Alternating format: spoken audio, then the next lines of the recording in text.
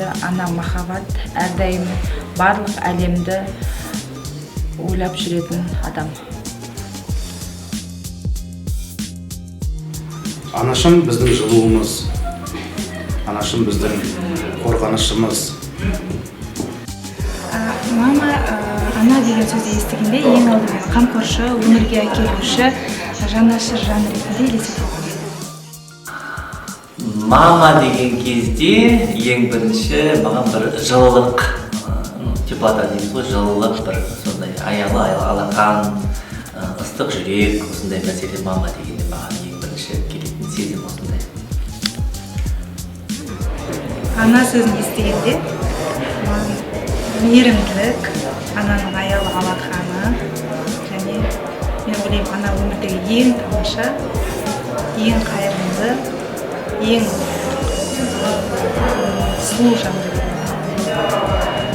Я, честно скажу, в глазах своей мамы увидел ее эмоции, за меня готов отдать свою жизнь.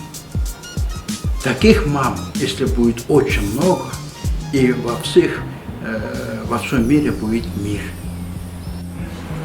Нежность, забота, доброта, красота, любовь. Могу продолжать и продолжать. Жалпы мама деп отқанда біздің өзіміздің анамыз есімізге түседі, яғни анамыз бұл өмірге әкелуші, өмірдің шуағы, өмірдің нұры. Аналарымыз әрқашан аман болу керек.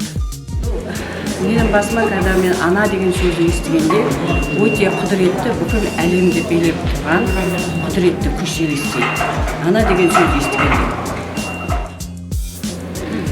Первая любовь, потому что с первых дней рождения ребенка первым, кого он видит, и первый, кого он ласкает, первый, кого обнимает, это мама.